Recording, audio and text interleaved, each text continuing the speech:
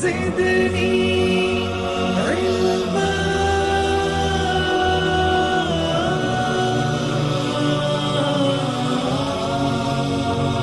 رب زدني علما.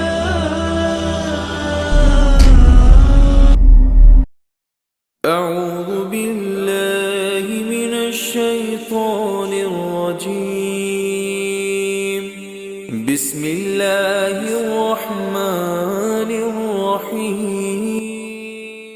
السلام علیکم ورحمۃ اللہ وبرکاتہ.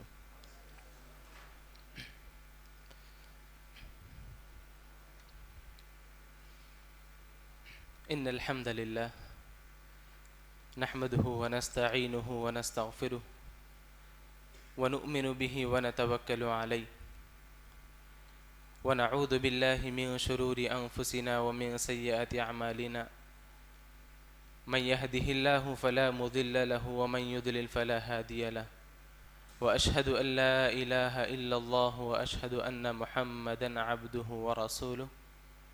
أما بعد فأعوذ بالله السميع العليم من الشيطان الرجيم من همزه ونفخه ونفثه. بسم الله الرحمن الرحيم. يا أيها الذين آمنوا اتقوا الله حق تقاته ولا تموتن إلا وأنتم مسلمون. يا أيها الناس اتقوا ربكم الذي خلقكم من نفس واحدة وخلق منها زوجها وبث منهما رجالا كثيرا ونساء واتقوا الله الذي تساءلون به والأرحام إن الله كان عليكم رقيبا.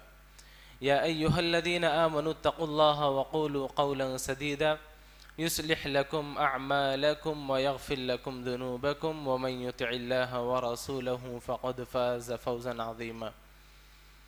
وقال تعالى في موضع آخر وإذا قيل لهم اتبعوا ما أنزل الله قالوا بل نتبع ما ألفينا عليه آباءنا أولو كان آباؤهم لا يعقلون شيئا ولا يهتدون.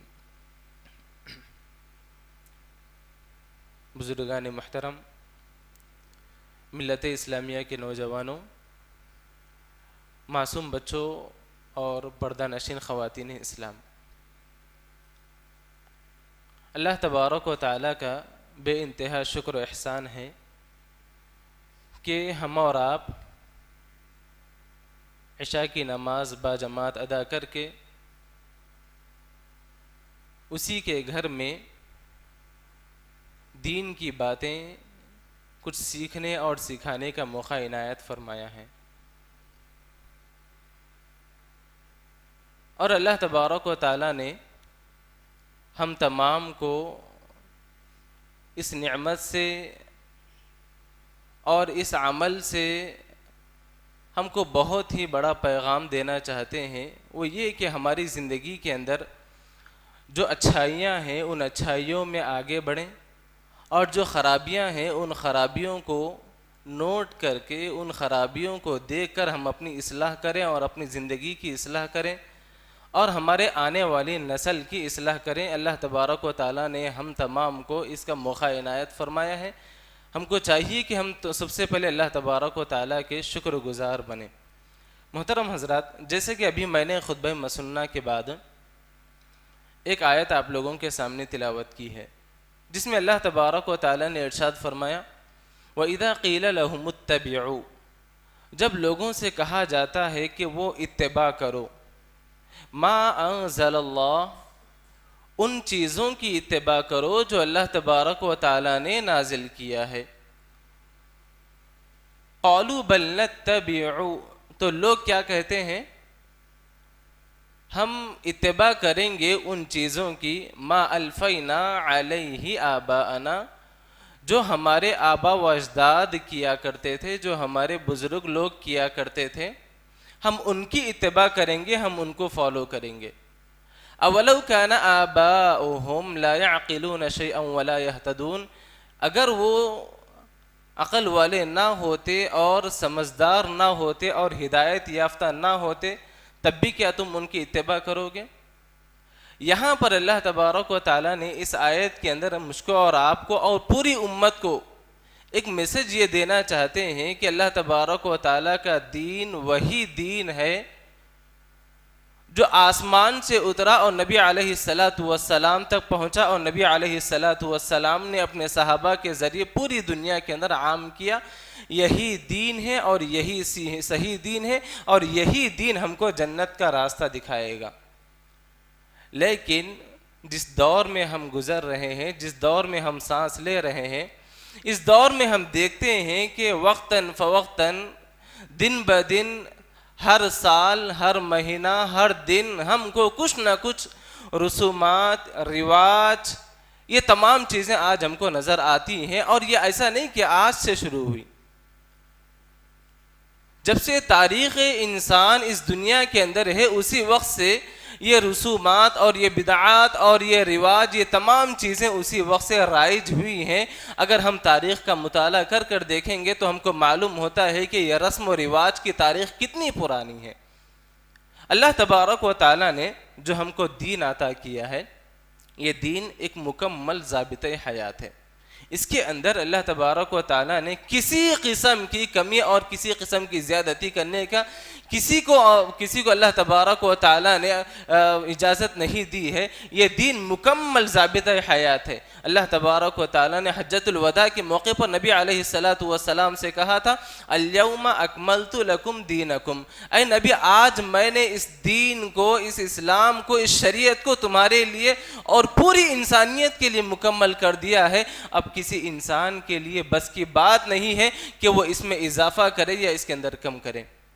جب یہ دین مکمل ہو گیا، ہمارے عبادات، ہمارے معاملات، ہماری معاشرت کے مسائل، ہمارے گھر کے مسائل، یہاں تک کہ پیارے نبی صلی اللہ علیہ وسلم نے ہم کو قضائے حاجت کے لیے جانے کے جو آداب ہوتے ہیں، وہاں تک کے آداب پیارے نبی صلی اللہ علیہ وسلم نے ہمیں سکھائے۔ دین کے اندر کسی قسم کی کمی باقی نہیں رہی۔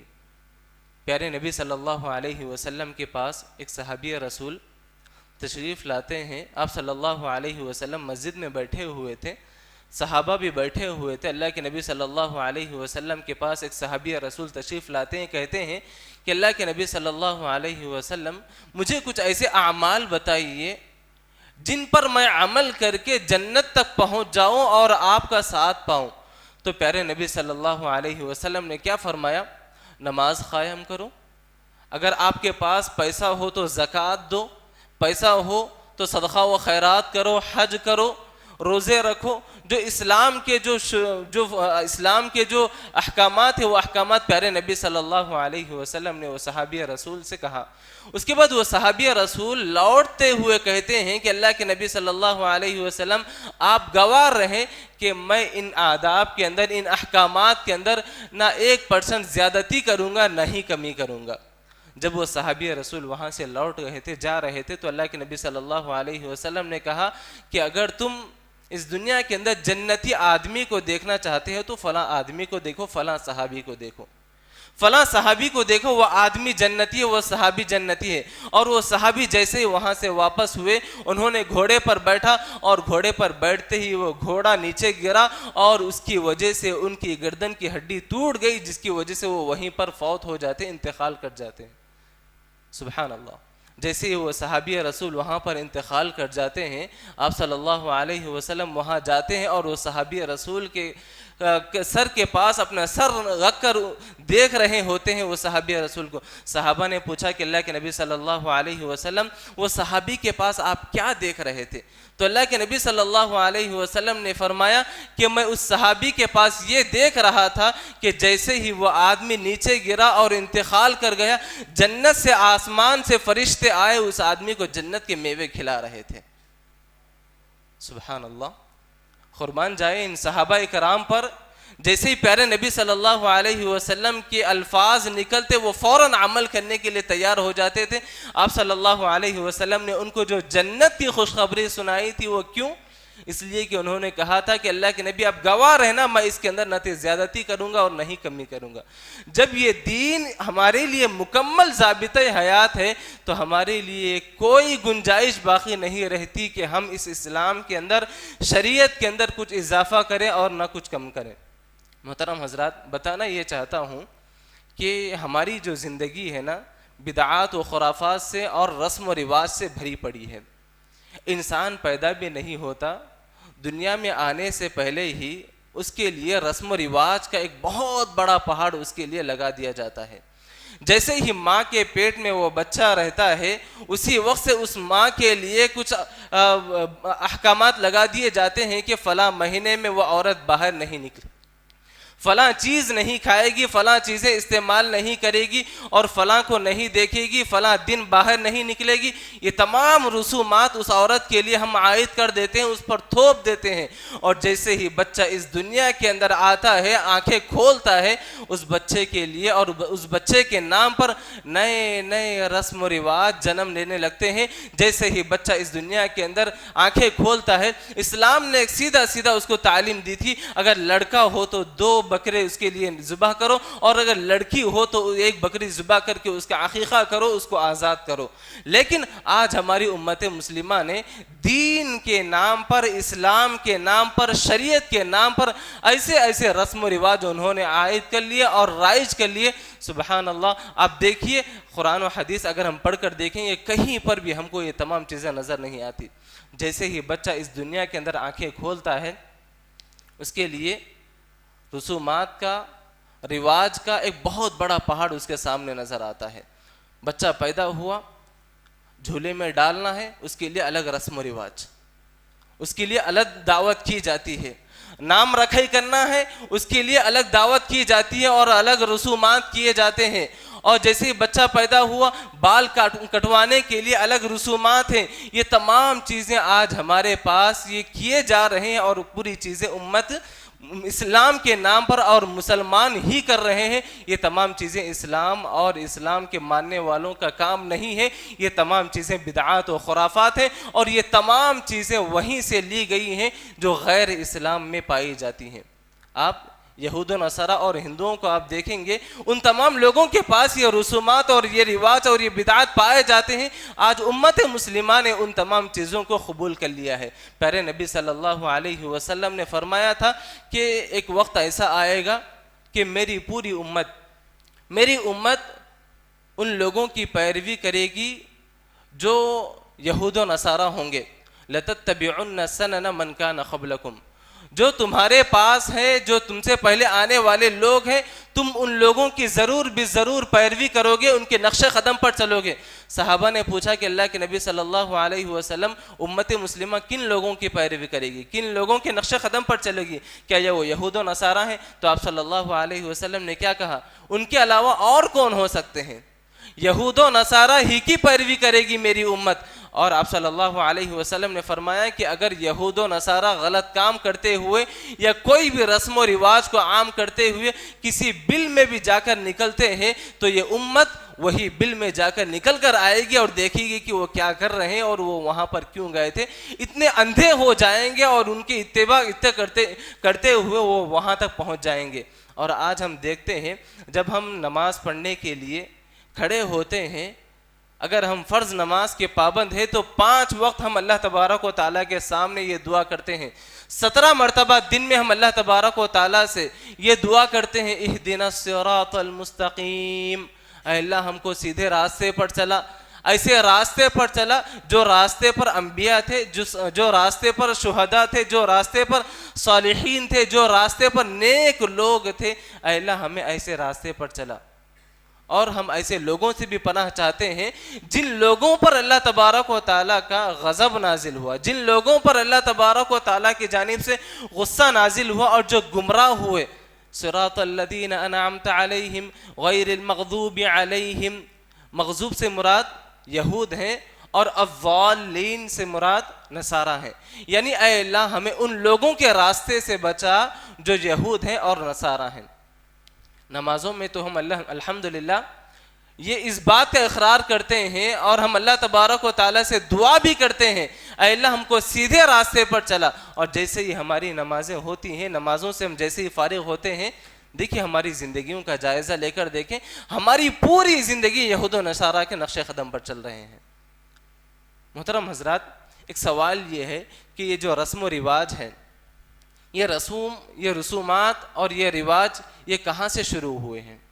اگر ہم اس کی تاریخ پڑھ کر دیکھیں تو حضرت آدم علیہ السلام سے لے کر جناب محمد رسول اللہ صلی اللہ علیہ وسلم تک جتنے انبیاء اور جتنے رسول آئے ہیں، ان کے زمانے میں جو ان کے متبعین ہوتے تھے، جو ان کو ماننے والے ہوتے تھے، جو ان پر ایمان لانے والے ہوتے تھے، ان کو مسلمان کہا جاتا تھا۔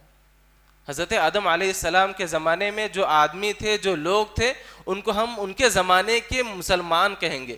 حضرت ابراہیم علیہ السلام کے زمانے میں جو لوگ ان کو ماننے والے تھے، ہم ان کو مسلمان کہیں گے۔ حضرت نوح علیہ السلام کے زمانے میں جو ان کو ماننے والے تھے، ہم ان کو مسلمان کہیں گے۔ لیکن اس دور میں جب امت محمدیہ یعنی نبی علیہ السلام جب اس دنیا میں آئے ہیں، اس دنیا کے اندر اب مسلمان اگر ہے تو وہ صرف اور صرف کس کو ماننے والے؟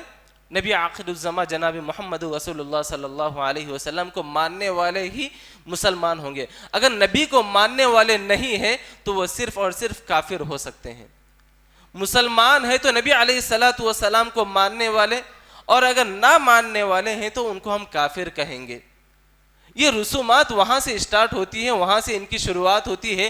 جیسے ہی کسی نبی کا انتقال ہو جاتا ہے، کسی رسول کا انتقال ہو جاتا ہے، ان کے ماننے والے ان کے نقش قدم پر چلتے ہیں، ان کے بتائی ہوئی تعلیمات پر عمل کرتے ہیں، اور وہ لوگ اس وقت تک عمل کرتے ہیں جہاں تک ان کی تعلیمات ہوتی ہے اور ان کے پاس علم ہوتا ہے۔ جیسے ہی وہ لوگوں کا انتقال ہو جاتا ہے، ان کے ماننے والوں کا انتقال ہو جاتا ہے، اور ان کے بعد آنے والے جو لوگ ہوتے ہیں، ان کے بعد آنے والے جو لوگ ہوتے ہیں، جیسے جیسے زمانہ آگے بڑھتے جاتا ہے، ویسے ان کے اندر رسومات اور ان کے اندر بدعات و خرافات رائج ہونے لگتے ہیں۔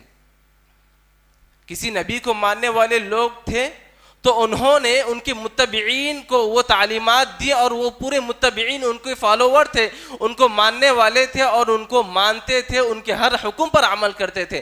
لیکن جیسے ہی ان کا انتقال ہوا، نبی کا رسول کا انتقال ہوا، اس کے بعد ان کے صحابہ کا انتقال ہوا، وہ صحابہ کا انتقال ہونے کے بعد جو لوگ پیدا ہوتے جاتے ہیں، وہ لوگ دین کے نام پر، اسلام کے نام پر اس دین کو وہ لوگ تحریف کر دیے تھے۔ اب جو لوگ تحریف کر چکے تھے، اب اسلام کے نام پر انہوں نے تحریف کر دیا، بدل ڈالا۔ جو آسمانی کتابیں، جو احکامات اللہ تبارک و تعالیٰ نے دین کے نام پر بھیجی تھی، ان تمام چیزوں کو انہوں نے بدل دیا۔ اور ہوا یہ کہ اس کے بعد کی جو تاریخ ہے، اس کے بعد جو لوگ آتے ہیں، وہ تمام کے تمام لوگ لا علمی کی وجہ سے، علم سے دور رہنے کی وجہ سے، وہ تمام چیزوں کو اسلام کے نام پر وہ قبول کر لیتے ہیں، کیونکہ ان کو معلوم ہی نہیں ہے کہ صحیح اسلام کیا تھا۔ ان کے دنیا میں آنے سے پہلے جو تعلیمات تھی، جو دین تھا، اس دین کو انہوں نے تحریف کر دیا تھا، بدل دیا تھا۔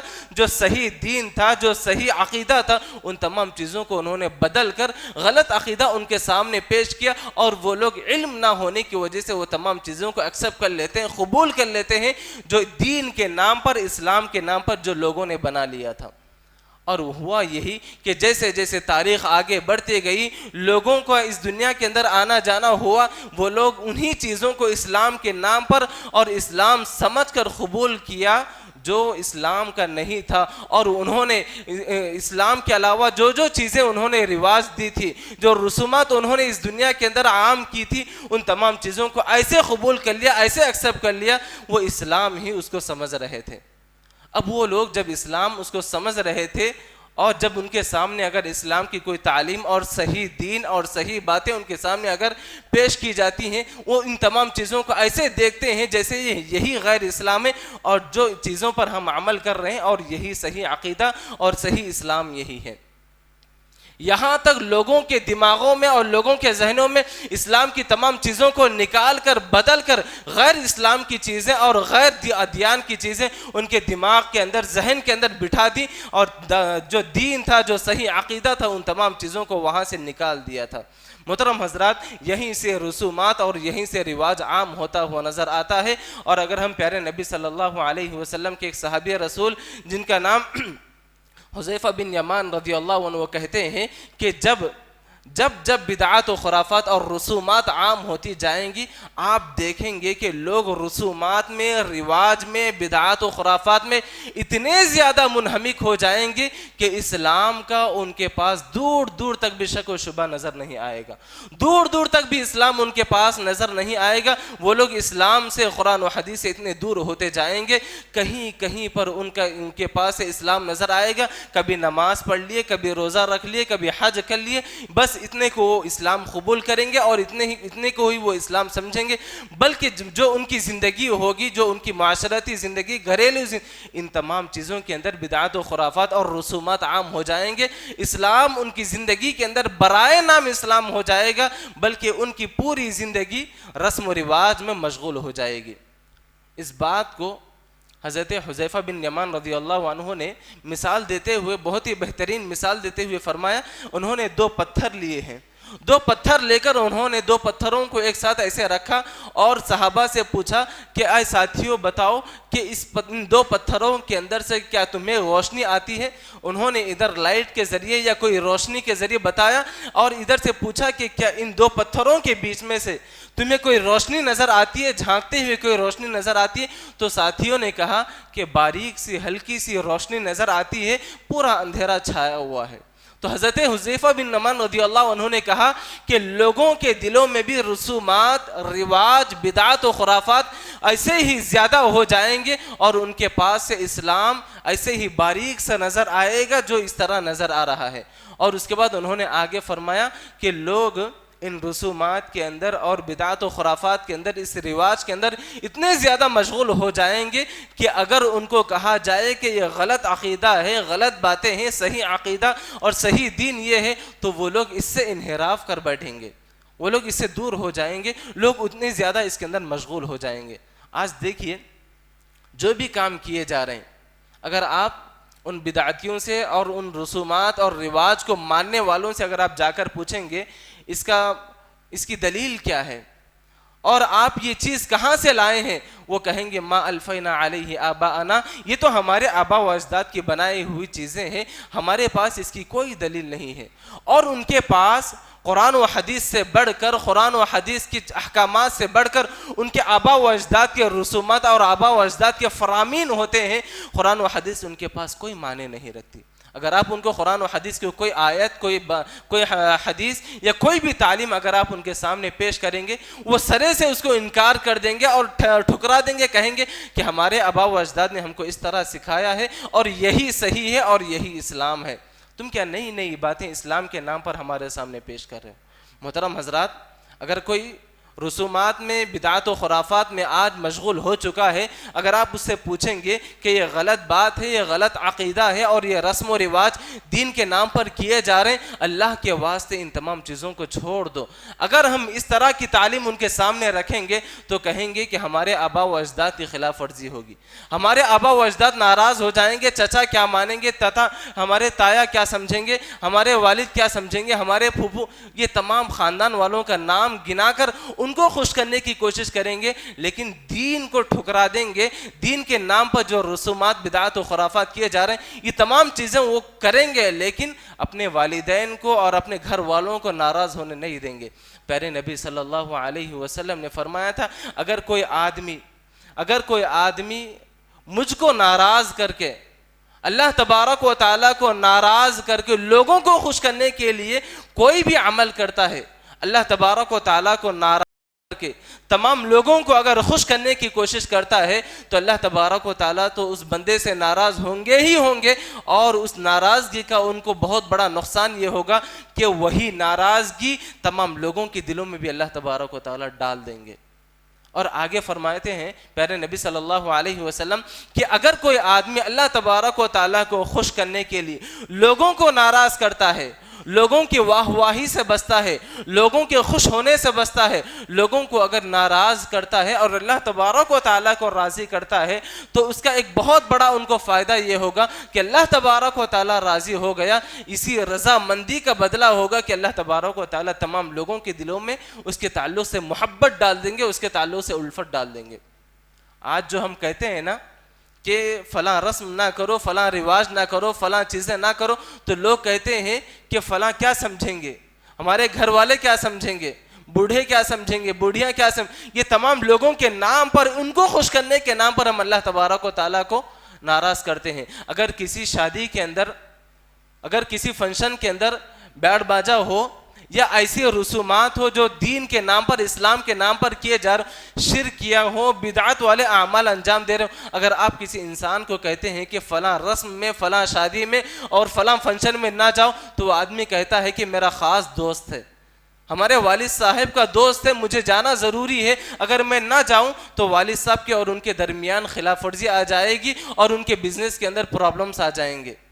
یاد رکھیں, جو پرابلمز کی آپ بات کر رہے ہیں, جو دوریوں کی آپ بات کر رہے ہیں, اگر آپ ان چھوٹی چھوٹی دوریوں کی اگر آپ پرواہ نہ کر کے اللہ تبارک و تعالیٰ کی رضامندی اگر آپ کی پرواہ کریں گے, تو یاد رکھیں یہی چیزیں آپ اپنی زندگی کے اندر دیکھیں گے کہ اللہ تبارک و تعالیٰ آپ کو اس سے بڑا مقام عطا کریں گے. محترم حضرات, اگر ہم رسم و رواج کی اگر ہم بات کرتے ہیں تو ہماری زندگی پوری کی پوری زندگی رسم و رواج سے بھری پڑی ہے. پوری زندگی ہماری رسم و رواج سے بھری پڑی ہے. جیسے ہی ہم دنیا کے اندر آتے ہیں, ہماری زندگی کا کوئی سال ایسا نہیں ہے جس کے اندر رسم و رواج نہ ہو, کوئی مہینہ ایسا نہیں ہے جس کے اندر رسم و رواج نہ ہو, کوئی ہفتہ ایسا نہیں ہے جس کے اندر رسم و رواج نہ ہو, کوئی دن ایسا نہیں ہے جس کے اندر رسم و رواج نہ ہو. ہر وقت, ہر لمحہ آج امت مسلمہ نے پورے مسلمانوں کے لیے ایک بہت بڑے آزمائش میں ڈال دیا ہے, اور وہ لا علمی کی وجہ سے پورے لوگ اس پر عمل کرتے ہوئے جا رہے ہیں. محترم حضرات, اگر ہم شادی بیاہ کی بات کرتے ہیں, شادی بیاہ کی اگر ہم بات کریں تو جو پہلا قدم ہوتا ہے, جو دیکھنے دکھانے کی جو بات ہوتی ہے, وہیں سے رسم و رواج کا یہ پہاڑ شروع ہوتا ہے, وہیں سے یہ سلسلہ شروع ہوتا ہوا ہم کو نظر آتا ہے. جیسے ہی شادی کے لیے دلہا دلہن کو, بچے کو دیکھنے کے لیے جو جاتے ہیں, وہیں سے جو دعوتوں کا سلسلہ, منگنی کے نام پر جو رسومات کیے جاتے ہیں, نعوذ باللہ من ذالک. پیارے نبی صلی اللہ علیہ وسلم نے تو بس اتنی تعلیم دی تھی کہ اگر کوئی بچہ شادی کرنا چاہتا ہے تو اس بچی کو دیکھ لے, کہیں ایسا نہ ہو کہ اس کی جو چاہت ہے, اس کی جو خواہش ہے, اس کے حساب سے اگر وہ لڑکی نہ ہو تو آگے چل کر مسائل ہو سکتے ہیں. اس لیے پیارے نبی صلی اللہ علیہ وسلم نے دیکھنے کی تعلیم دی تھی. کہیں پر بھی اس نام پر, منگنی کے نام پر, دیکھنے دکھانے کے نام پر دعوتیں, رسومات, رواج آپ صلی اللہ علیہ وسلم نے ہم کو نہیں بتائی تھی. لیکن آج ان منگنی کے نام پر جو رسومات ہم کو دیکھنے کو آتے ہیں, 200 آدمی, 400 آدمی جو منگنی کے نام پر جو آج معاشرے کے اندر ہم کو دیکھنے میں آتے ہیں, اس کی وجہ سے ہوتا یہ کہ جو مالدار حضرات ہوتے ہیں, جو پیسے والے حضرات ہوتے ہیں, وہ لوگ 200 400 1000 آدمی کی دعوت کر بیٹھیں گے. لیکن جو غریب لوگ ہیں, جو غریب طبقے کے لوگ ہیں, ان لوگوں کو بھی یہ بار اڑانا پڑتا ہے. کیوں؟ اس لیے کہ ارے فلاں آدمی نے یہ عمل کیا ہے اور تم نہیں کر رہے ہو.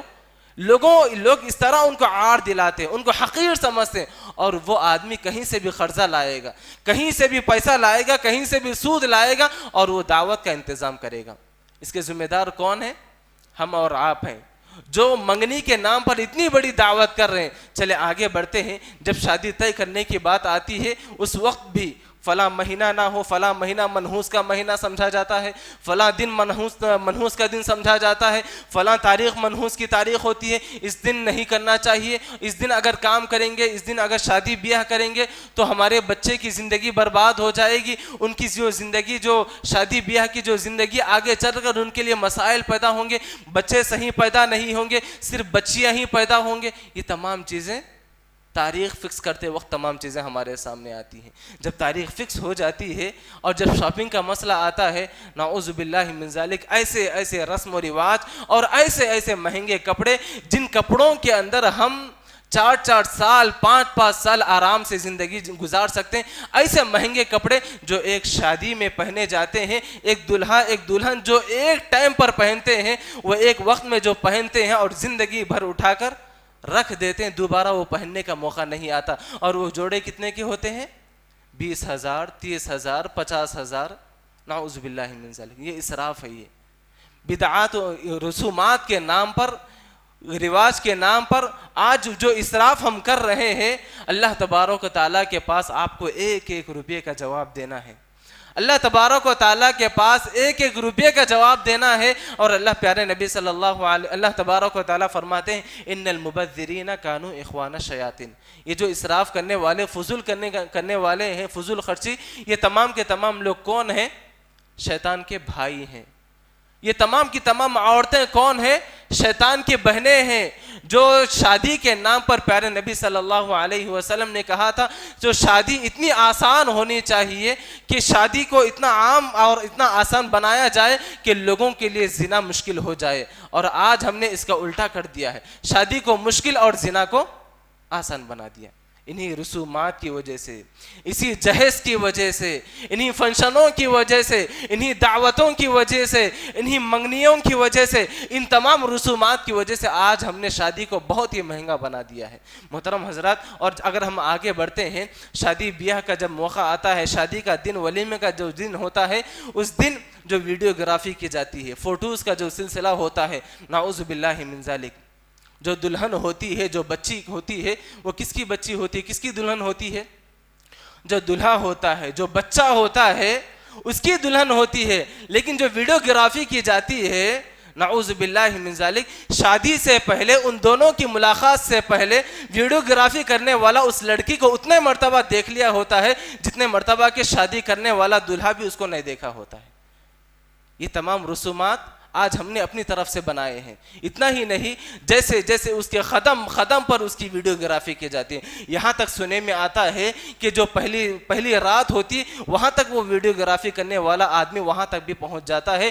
یہ شرم کی بات ہے.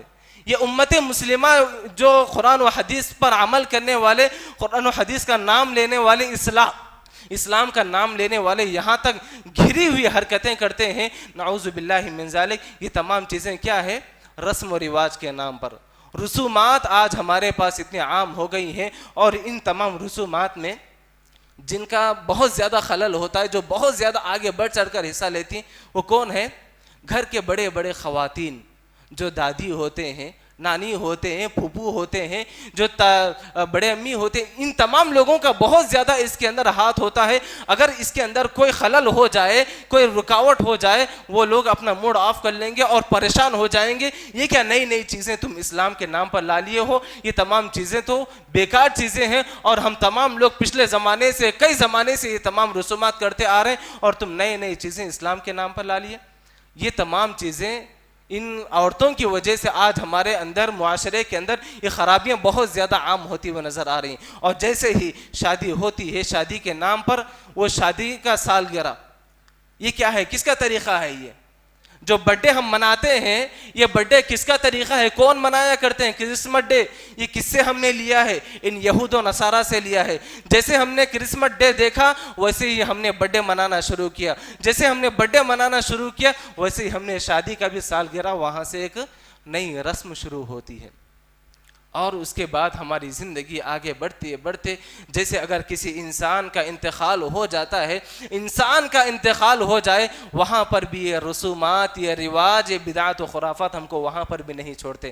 جیسے ہی انسان کا انتقال ہوتا ہے، انسان کا انتقال ہونے کے بعد اس کا چہلم کیا جاتا ہے، اس کی برسی کی جاتی ہے، اس کے لیے چھلا لگایا جاتا ہے، اس کے لیے ایصال ثواب کے لیے بہت سارے رسومات کیے جاتے ہیں، اور اس کے نام پر مرمرے بانٹے جاتے ہیں، پھول ڈالے جاتے ہیں، اور بہت ساری دعوتیں اس انسان کے نام پر کیے جاتے ہیں. ان رسومات نے، ان بدعات و خرافات نے انسان کو کہیں کبھی نہیں چھوڑا ہے. اس کی زندگی کی پیدائش سے لے کر اس کی زندگی کے آخری سانس تک ان رسومات نے انسان کو گھیر لیا ہے. محترم حضرات، یہ تمام چیزیں جو کی جا رہی ہیں، یہ اسلام کے نام پر کی جا رہی ہیں. افسوس ہوتا ہے یہی کہ اگر یہ لوگ اسلام کا اگر نام نہ دیتے تو الگ بات ہوتی تھی، لیکن انہوں نے یہ تمام چیزیں جو کی ہیں اور کر رہے ہیں، یہ تمام چیزیں اسلام کا نام لے کر رہے ہیں. اسلام تو وہی ہے اور وہی رہے گا جو پیارے نبی صلی اللہ علیہ وسلم نے ہم کو بتایا تھا، اور آسمان سے آنے والی وحی نے ہم کو سکھایا تھا. یہ لوگ جو کر رہے ہیں، یہ اسلام ہو نہیں سکتا، اور اسلام ہے بھی نہیں. اور اگر کسی کا گھر بنتا ہے تو اس کے تعلق سے بھی ہم دیکھتے ہیں کہ نئے نئے رسم و رواج وہاں پر بھی ہم کو ملتے ہیں. جیسے اگر کسی کا گھر بنا، گھر بھرانی کی جاتی ہے، اور اس گھر بھرانی کے اندر ہزاروں لوگوں کو دعوت دی جاتی ہے کہ میں نے محل جیسا گھر بنایا ہے، آئیے آپ لوگ گھر دیکھیے، اور اسی طرح دودھ ابال کر نئے نئے رسم و رواج اس کے اندر لوگ کرتے ہیں۔ محترم حضرات، بتانے کا مقصد یہ ہے کہ ہماری زندگی بہت ہی آسان زندگی ہے۔ جو پیارے نبی صلی اللہ علیہ وسلم نے امت کو جو دین دیا تھا، جو شریعت دی تھی، بہت ہی آسان تھا، ہم نے اس کو بہت ہی ٹف اور بہت ہی مشکل بنا دیا ہے۔ آپ صلی اللہ علیہ وسلم نے فرمایا ان الدین یسر، دین بہت آسان چیز ہے، بہت آسان چیز ہے، لیکن آج ہم نے بہت مشکل بنا دیا ہے۔ دوسری حدیث میں آپ صلی اللہ علیہ وسلم نے فرمایا آپ صلی اللہ علیہ وسلم نے فرمایا کہ دین خیر خواہی کا نام ہے، دین اچھی چیزوں کا نام ہے، دین اچھی باتوں کا نام ہے، دین اچھے احکامات کا نام ہے، دین اچھے فرامین کا نام ہے، لیکن آج ہم نے ان تمام چیزوں کو غلط چیزوں میں بدل دیا ہے۔ محترم حضرات، جو آج دین کے نام پر یہ رسومات اور یہ جو بدعات و خرافات جو عام ہو رہے ہیں، اس کو روکنے کی کوشش کریں۔ ہماری اور آپ کی ذمہ داری بنتی ہے کہ جب ہم ان بدعات و خرافات کو اور ان رسومات کو اگر ہم دیکھتے ہیں تو فوراً ہمارے دل میں کھٹک پیدا ہونا چاہیے اور ان تمام چیزوں کو روکنے کی ہمارے دل میں فکر ہونی چاہیے۔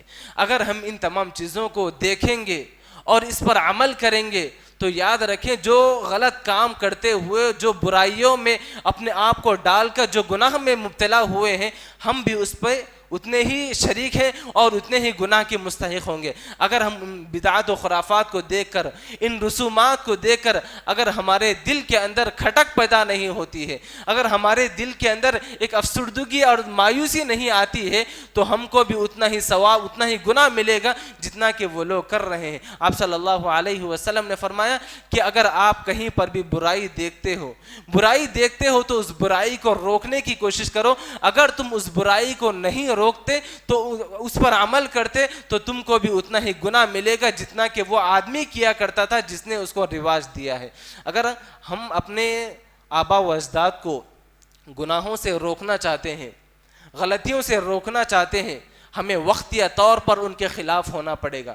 جیسے ہی ہم ان کے خلاف ہوئیں گے وہ ہمارے خلاف ہو جائیں گے، لیکن یہ خلاف ورزی ہماری اللہ تبارک و تعالیٰ کے لیے ہے، نہ کہ دشمنی مول لینے کے لیے۔ جیسے اگر ہم ان کے خلاف ہو جائیں گے، اگر وہ کسی بھی رسم کا، کسی بھی رواج کا اگر ہم کو حکم دیتے، فوراً ہم اس کا انکار کہیں کہ صحیح عقیدہ اور صحیح تعلیم ہم کو یہ بتاتی ہے کہ یہ تمام چیزیں غلط ہیں، یہ تمام چیزیں غلط ہیں، ہمیں روکنا ہوگا۔ چند دنوں کے لیے وہ ناراض ہو جائیں گے، چند دنوں سے وہ ہم سے بات نہیں کریں گے، کوئی پرواہ نہیں، لیکن ہم کو ان تمام چیزوں سے روکنا ہوگا اور ان تمام چیزوں سے خود کو اور دوسروں کو بچانا ہوگا۔ اور محترم حضرات، یہ جو چیزیں ہم دیکھ رہے ہیں، یہ تمام چیزیں آپ صلی اللہ علیہ وسلم کے زمانے میں بہت سارے لوگ اس طرح کے نام پر، دین کے نام پر، اسلام کے نام پر رسومات اور رواج آپ صلی اللہ علیہ وسلم کے زمانے میں بھی عام تھی، کوئی بات نہیں، لیکن ہماری یہ ذمہ داری بنتی ہے کہ ہم ان تمام چیزوں کو روکنے کی کوشش کریں۔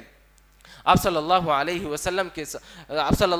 وسلم کے انتقال کے بعد جو آج ہمارے پاس رسومات اور جو بدعات و خرافات جو اسلام کے نام پر کیے جا رہے ہیں، یہ جو قرآن خوانی کی جاتی ہے، یہ جو آیت کریمہ پڑھایا جاتا ہے، یہ جو ایصال ثواب پڑھایا جاتا ہے، ایسے ہی پیارے نبی صلی اللہ علیہ وسلم کے زمانے میں آپ صلی اللہ علیہ وسلم کے انتقال کے بعد حضرت ابو مسعود رضی اللہ عنہ ایک مرتبہ دیکھتے ہیں کہ مسجد کے اندر چند صحابہ اکرام بیٹھے ہوئے ہیں، گروپ کی شکل بنائے ہوئے ہیں، چند صحابہ گروپ کی شکل بنائے ہوئے ہیں اور وہ دانے پڑھ رہے ہیں، سبحان اللہ، الحمدللہ، اللہ اکبر کہہ کر وہ دانے ڈالتے جا رہے تھے۔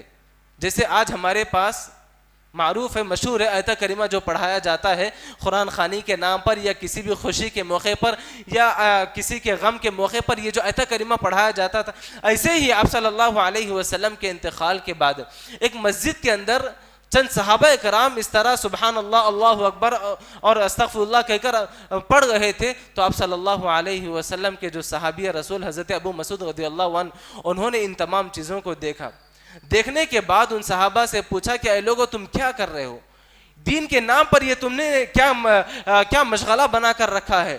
تو صحابہ نے، ان ساتھیوں نے کہا کہ ہم خیر کے متلاشی ہیں، ہم خیر تلاش کر رہے ہیں۔ وہ حضرت ابو مسعود رضی اللہ عنہ بیان فرماتے ہیں، کہتے ہیں کہ آپ صلی اللہ علیہ وسلم کے صحابہ ابھی باحیات ہیں، آپ صلی اللہ علیہ وسلم جو چیزیں استعمال کرتے تھے، کھانے کے جو برتن استعمال کرتے تھے، ابھی وہ تمام چیزیں ٹوٹی بھی نہیں، اور تم لوگ دین کے نام پر نئی نئی چیزیں ایجاد کر لیے ہو۔ اگر یہ خیر کی چیز ہوتی تو آپ صلی اللہ علیہ وسلم ضرور حکم دیتے۔ وہ خیر نہیں ہو سکتا جو خیر کے آپ صلی اللہ علیہ وسلم نے نہ بتایا ہو، وہ خیر نہیں ہو سکتا جو آپ صلی اللہ علیہ وسلم نے ہم کو حکم نہ دیا ہو۔ یہ خیر نہیں بلکہ شر ہے، دین کے نام پر شر ہے، دین کے نام پر فتنہ ہے۔ حضرت ابو مسعود رضی اللہ عنہ نے فوراً وہیں پر روک دیا ہے۔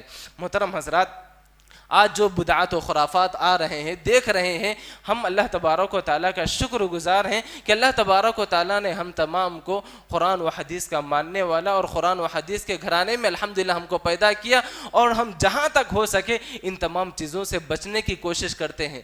اب ہماری دوسری ذمہ داری یہ بنتی ہے کہ خود ہم بچتے ہوئے لوگوں کو بچانے کی کوشش کریں، لوگوں کو صحیح دین کی طرف، صحیح عقیدے کی طرف لانے کی کوشش کریں۔ دیکھیے آج ہم دیکھ رہے ہیں سوشل میڈیا کے اندر ایسے ویڈیوز وائرل ہو رہے ہیں جہاں پر بہت سارے مسلمان جو دیندار تھے، جو صحیح اسلام پر، صحیح عقیدے پر، صحیح منہج پر چلنے والے تھے، آج وہ تمام لوگ دین سے پھر رہے ہیں، دین سے ہٹ رہے ہیں، اور ان کے گھرانے میں دین نہ ہونے کی وجہ سے، ان کے گھرانے میں اسلام کی، شریعت کی تعلیم نہ ہونے کی وجہ سے ان بچوں کو ایسے اسکول میں ڈالا جا رہا ہے، ان کے پاس اسکول کا ماحول نہ ہونے کی وجہ سے، مسلمانوں کے اسکولز نہ ہونے کی وجہ سے انہیں غیروں کے اسکول میں ڈالا جا رہا ہے، اور وہ والدین بھی اتنے جاہل ہیں اور اتنے لا علم ہیں کہ ان کے بچے کیا سیکھ کر آ رہے ہیں، کیا حاصل کر کے آ رہے ہیں، ان کو اتنے بھی جانچنے کی توفیق نہیں ہے، ان کے پاس اتنا بھی علم نہیں ہے۔ ہم نے کرناٹک کا جو ویڈیو دیکھا، آپ لوگوں نے بھی دیکھا ہوگا کہ وہاں کے بچیوں کو کھانے سے پہلے جو منتر پڑھایا جا رہا ہے، ان بچیوں سے پوچھا گیا، وہ لوگ مسلمان ہیں، لیکن جب ان بچوں سے پوچھا گیا کہ آپ لوگ کھانے سے پہلے کیا پڑھتے ہیں، وہ لوگ ایک منتر سنانے لگے، وہ لوگ ایک گیت سنانے لگے جو ہندوؤں کا ہے، جو غیروں کا ہے، وہ گیت وہ بچیاں سنا رہے، اور وہ بچیاں کہتی ہیں کہ ہم کو کھانے سے پہلے یہ تمام چیزیں سکھائی جاتی ہیں، پڑھائی جاتی ہیں، اسی کے بعد ہم کو کھانے کے لیے، ہم کو کھانا کھلانے کے لیے بھیجا جاتا ہے۔ اور جب بچوں کو، جب ہم اس طرح کے اسکولز میں بھیجیں گے، اس طرح کے اسکولز میں اگر ہم بھیجیں گے، یہ بچیاں تمام کے تمام چیزیں، غیر اسلامی چیزوں کو ایکسیپٹ کر لیں گی، قبول کر لیں گی، اور جب بچیاں بڑے ہو جائیں گے، ان کے پاس دین کا نام کوئی نہیں ہوگا، شریعت کی کوئی چیز ان کے پاس نہیں ہوگی، یہاں تک کہ ان کو سورۃ الفاتحہ اور ان کو لا الہ الا اللہ کلمہ بھی ان کو پڑھنا نصیب نہیں ہوگا۔ محترم حضرات، آج ہم کو صحیح دین سمجھنے کی، صحیح دین کی تعلیم حاصل کرنے کی ضرورت ہے۔ محترم حضرات، ایک آخری حدیث میں آپ کو اپنی بات ایک آخری حدیث بتا کر اپنی بات کو ختم کرتا ہوں۔ جب پیارے نبی صلی اللہ علیہ وسلم، پورے تمام کے تمام لوگ حشر کے میدان میں جمع ہوں گے، آپ صلی اللہ علیہ وسلم حوض کوثر پر ہوں گے، تمام اپنی امتیوں کو حوض کوثر پلانے کے لیے کھڑے ہوئے ہوں گے، تو آپ صلی اللہ علیہ وسلم دیکھ رہے ہوں گے کہ چند امتی ہیں، چند لوگ ہیں جن کو فرشتے مار مار کر وہاں سے بھگا رہے ہیں، ان کو وہاں سے دور کر رہے ہیں۔ ایک اور روایت میں آتا ہے کہ آپ صلی اللہ علیہ وسلم جو لوگوں کو دیکھ رہے ہوتے مار مار کر، وہ لوگوں کی دیوار، ان لوگوں کے پاس سے ایک دیوار کی جائے گی، ان لوگوں کو دیوار کے پیچھے کر دیا جائے گا۔ آپ صلی اللہ علیہ وسلم پوچھتے ہیں کہ آپ ان لوگوں کو کیوں مار رہے ہیں اور ان لوگوں کو مجھ سے کیوں دور کر رہے ہیں؟ تو آپ صلی اللہ علیہ وسلم کو بتایا جاتا ہے کہ اللہ کے نبی صلی اللہ علیہ وسلم، آپ کو نہیں معلوم کہ آپ کے یہاں سے گزر جانے کے بعد، آپ کے دین کے مکمل ہونے کے بعد، ان لوگوں نے دین کے نام پر ایسے رسم و رواج اور ایسے بدعات و خرافات دین کے نام پر انہوں نے عام کر لی ہے جو اسلام کے اندر نہیں تھی، جو آپ نے نہیں بتائی تھی۔ انہوں نے دین کے نام پر نئی نئی باتیں انہوں نے ایجاد کر لی تھی۔ تو آپ صلی اللہ علیہ وسلم نے فرمایا کہ سحقن سحقن لمن غیر دینی بعدی، وہ نبی جو جب باحیات تھے، جب زندہ تھے، تو امت کے لیے، پورے مسلمانوں کے لیے، پورے لوگ لوگوں کے لیے اپنے آپ کو ہر خطرے میں اور ہر پریشانی میں ڈالنے کے لیے تیار ہو جاتے تھے۔ طائف میں پتھر کھانے کے لیے آپ صلی اللہ علیہ وسلم تیار ہو گئے، مکہ چھوڑ کر مدینہ ہجرت کرنے کے لیے تیار ہو گئے، مسلمانوں کو بچانے کے لیے آپ صلی اللہ علیہ وسلم کئی دن فاقہ رہتے تھے، بھوکا رہتے تھے، اپنے پیٹ پر پتھر باندھ کر آپ صلی اللہ علیہ وسلم نے زندگی گزاری ہے۔ لیکن جب یہی مسلمانوں کے تعلق سے، انہی امتیوں کے تعلق سے آپ صلی اللہ علیہ وسلم سنتے ہیں کہ اے نبی، آپ کے دین کے نام پر انہوں نے دین میں کئی نئی چیزیں ایجاد کر لی تھی، نئی رسم و رواج انہوں نے ایجاد کر لی تھی، تو آپ صلی اللہ علیہ وسلم کہیں گے وہ لوگ مجھ سے دور ہو جائیں، وہ لوگ مجھ سے دور ہو جائیں، میری نظر سے دور ہو جائیں۔ دیکھیے پیارے نبی صلی اللہ علیہ وسلم کا رویہ وہاں پر کتنا سخت ہو جاتا ہے۔ آپ صلی اللہ علیہ وسلم اپنی نگاہوں سے، اپنی نظر سے ان کو بالکل دور کر دینا چاہتے ہیں۔ کتنا بد نصیب ہوگا وہ انسان، کتنا بدبخت ہوگا وہ انسان جو پیارے نبی صلی اللہ علیہ وسلم کے ہاتھ سے جام کوثر بھی پینا نصیب نہ ہو۔ وہ آدمی جو بدعات و خرافات، رسومات، جس کی زندگی ان تمام چیزوں میں رہے گی، وہ آپ صلی اللہ علیہ وسلم کی نظر کے سامنے بھی نہیں آ سکتا ہے۔ محترم حضرات، اپنی زندگی کو خالص دیندار بنانے کی کوشش کریے، اپنی زندگی کے اندر خالص قرآن اور حدیث پر عمل کرنے والی زندگی بنائیے۔ آج ہمارے پاس جو بدعات و خرافات ہیں، ان تمام چیزوں سے بچنے کے لیے ہمارے پاس یہی ایک راستہ ہے کہ ہم لوگ علماء سے جڑیں، ہم لوگ صحیح قرآن و حدیث پڑھانے والے دیندار لوگوں سے جڑیں اور صحیح علم حاصل کریں، تبھی جا کر ہم ان بدعات و خرافات سے اور ان رسومات سے ہم بچ سکتے ہیں اور ہماری آنے والی نسل کو بھی ہم بچا سکتے ہیں۔ ورنہ اگر ہم ان تمام چیزوں سے دور رہیں گے، صحیح عقیدے سے، صحیح منہج سے اور صحیح دین سے اگر ہم دور رہیں گے، تو یاد رکھیں ہماری آنے والی نسل بے دین ہو جائے گی اور وہ دین کے نام پر پورے غیر دینی کام کرنے لگے گی، اور یہ تمام کا تمام گناہ آپ کے سر پر آئے گا اور آپ یہاں سے جا کر بھی آپ بے چین رہیں گے۔ ہمارے لیے بہت ہی ضروری ہے کہ ہم خود دیندار بنیں، صحیح عقیدے پر عمل کرنے والے بنیں اور اپنے بچوں کو بھی صحیح دیندار بنانے کی کوشش کریں۔ میں انہی باتوں پر اللہ تبارک و تعالیٰ سے دعا کرتا ہوں کہ اللہ تبارک و تعالیٰ ہم تمام کو بدعات و خرافات سے، رسم و رواج سے بچنے کی اور دوسروں کو بچانے کی توفیق عطا فرمائے۔ اللہ تبارک و تعالیٰ ہماری چھوٹے موٹے عبادات کو، ہماری چھوٹے موٹے اعمال کو اللہ تبارک و تعالیٰ قبول فرمائے۔ اللہ تبارک و تعالیٰ ہم تمام کو شرک کے اعمال سے، بدعات کے اعمال سے، رسم و رواج کے اعمال سے اللہ تبارک و تعالیٰ ہم تمام کی حفاظت فرمائے۔ اللہ جب تک ہم کو اس دنیا کے اندر رکھ، ایمان اور اسلام کی حالت میں رکھ، جب بھی ہمارا خاتمہ ہو ایمان بالخیر ہونے کی توفیق عطا فرما۔ اے اللہ جس طرح آج ہم لوگ یہاں پر جمع ہوئے ہیں، کل جنت الفردوس میں ایسے ہی جمع ہونے کی توفیق عطا فرما۔ اے اللہ جو باتیں آج ہم نے سنی ہیں، ان باتوں پر ہم تمام کو عمل کرنے کی توفیق عطا فرمائے۔ اللہ تبارک و تعالیٰ جب تک ہم کو یہاں پر رکھ، ایمان اور اسلام کی حالت میں رکھ، جب بھی ہمارا خاتمہ ہو ایمان بالخیر ہونے کی توفیق عطا فرمائے۔ آمین یا رب العالمین، وآخر دعوانا ان الحمد للہ رب العالمین، والسلام علیکم ورحمۃ اللہ وبرکاتہ۔ مزید علماء اور مقررین کے بیانات سننے کے لیے ہمارے YouTube چینل کو سبسکرائب کیجیے۔ جزاک اللہ۔